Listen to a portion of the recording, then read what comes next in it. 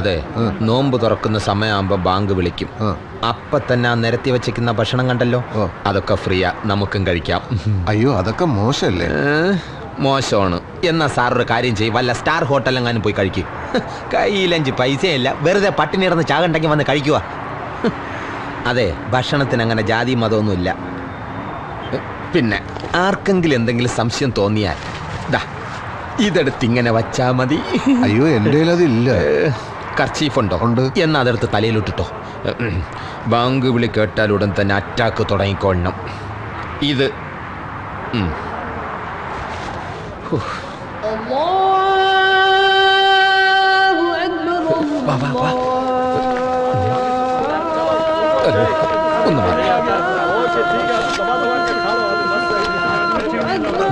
ഒന്ന് ബഹളം ഉണ്ടാക്കല്ലേ.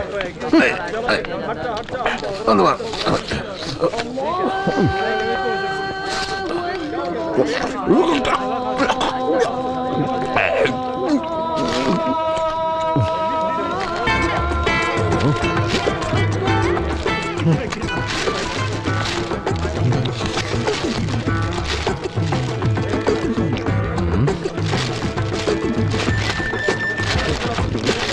ഒരു കൈയോടെ ദൈവം തന്നിരുന്നെങ്കിൽ.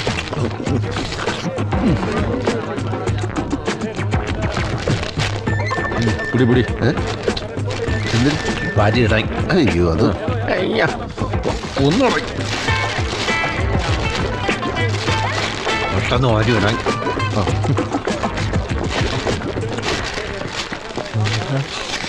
അതും കൂടെ കട്ട്. കവറ് കൊണ്ടുവന്ന് മോശമായാന്തോ. നാളെ മുതൽ ചാക്ക് എടുക്കൊണ്ട് വരാം.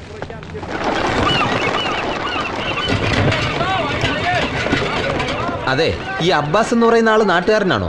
അതെ, അടുത്ത സുഹൃത്തുമാണ്. ഓഹോ.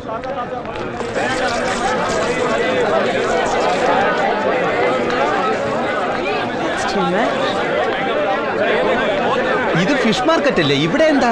ഇവിടെ അന്വേഷിച്ച ആളെ പറ്റി അറിയാന്നാ പറഞ്ഞത്. വല്ല ഫിഷ് കമ്പനിയുടെ ഓണറോ മറ്റാണോ? ആയിക്കൂടുന്നില്ല.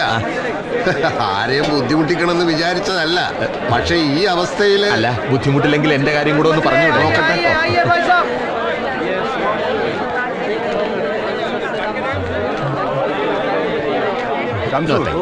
മീനൊക്കെ ഒന്ന് ഒതുക്കി വെച്ചേ.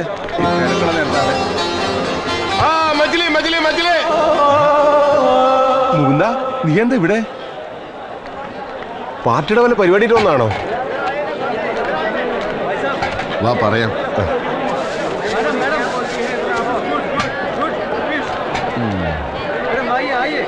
ഇയാൾക്ക് വേറെ വല്ല ബിസിനസ് ഉണ്ടോടെ? പിന്നെ മൂപ്പർക്ക് വൈകിട്ട് ഉണക്കമീൻ്റെ പണിയുണ്ട്.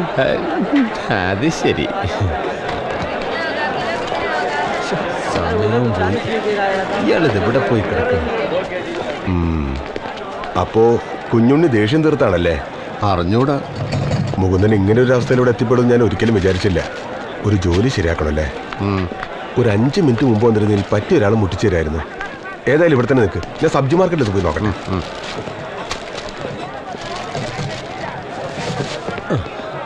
ചങ്ങാതിയുടെ സ്ഥിതി നേരിട്ട് കണ്ടല്ലോ, ഇനി പൊയ്ക്കൂടെ? അയാൾ ഇങ്ങോട്ടൊന്ന് വന്നോട്ടെ. ജെയിംസിന് ധൃതി ഉണ്ടെങ്കിൽ പോയിക്കോ. എനിക്ക് ധൃതിയൊന്നുമില്ല. ഇന്നിനിപ്പോ കാര്യമായിട്ടുള്ള ഇന്റർവ്യൂ ഒന്നും ഇല്ലല്ലോ.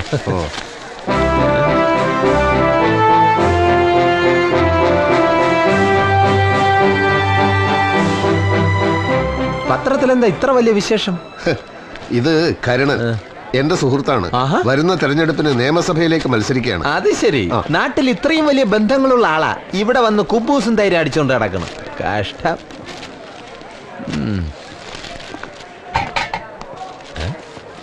സുഹൃത്ത് അവിടെ കിടന്ന് കൈയും കലാശവും ഒക്കെ കാണിക്കുന്നു.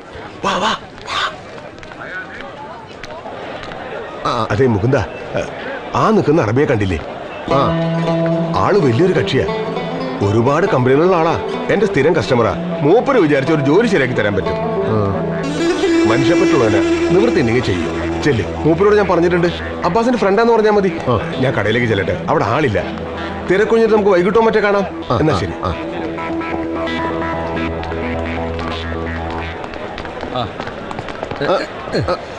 അസ്സലാമു അലൈക്കും. വലൈക്കും അസ്സലാം വറഹ്മത്തുള്ളാഹി. هذا صديق مع العباس. زين زين زين. كم فلوس ابوي؟ 10 درهم. أنشل. خلي هذا خلي هذا ابوي خلي هذا. ما في مشكلة أنشل. تعال. يلا روح. എന്താ അറബി പറഞ്ഞത്? ഒക്കെ ഞാൻ പറഞ്ഞോളാം. തനിക്ക് അറബി അറിയില്ലല്ലോ. കൂടെ വാ. باكر نسير ماليزيا رجع بعد الشهر صار بالليل بالمكتب عنده. زين لازم تعال اليوم كلهم بيخلص. لازم تعال يوم بالمكتب كلهم بيخلص.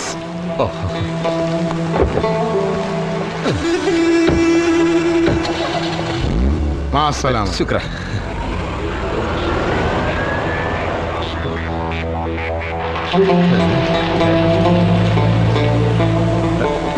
എന്തായി? പുള്ളിക്കാരൻ ഇന്ന് മലേഷ്യക്ക് പോകണമെന്ന് ഇനി 1 മാസം കഴിഞ്ഞിട്ടേ തിരിച്ചു വരുള്ളൂ. നിങ്ങൾക്കൊരു ജോലി തന്നിട്ട് പൊക്കൂടെ 1-2 ദിവസം കഴിഞ്ഞിട്ടേ എന്ന് ഞാൻ ചോദിച്ചു. പുള്ളിക്ക് ഇന്ന് എന്നെ പോണമെന്ന് ഒരേ നിർബന്ധം. അതെ, എനിക്കിന്നൊരു അർജന്റ് ഇന്റർവ്യൂ ഉണ്ടായിരുന്നു. ഞാനത് ഇപ്പോഴാ ഓർത്തത്. എന്റെ ഒരു കാര്യം, ഞാൻ പോയിട്ട് വരട്ടെ.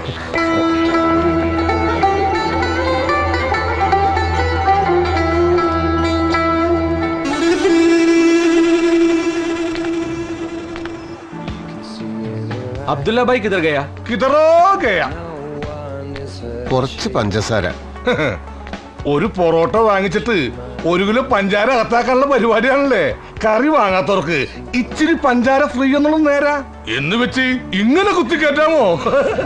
വേണ്ട, പഞ്ചസാര വേണ്ട. ആ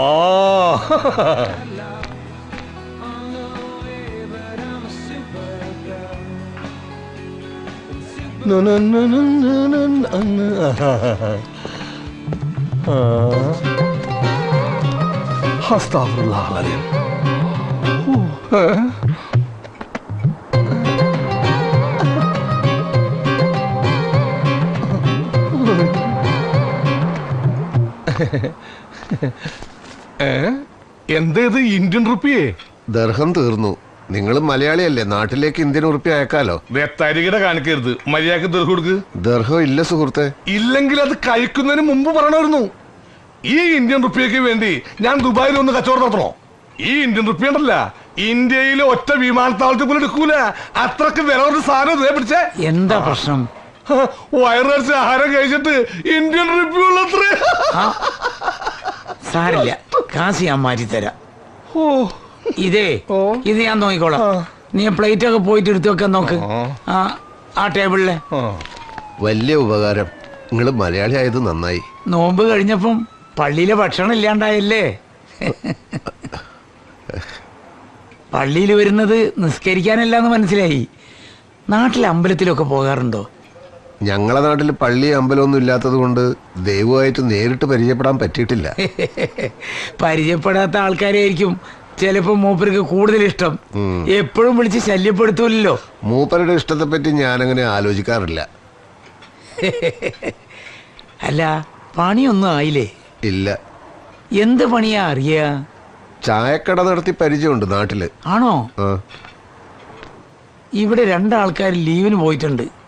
ഒരുത്തൻ തിരിച്ചു വരുന്ന കാര്യം സംശയ. താല്പര്യമാണെങ്കിൽ തൽക്കാലം ഇവിടെ എങ്ങനെ കൂടാ?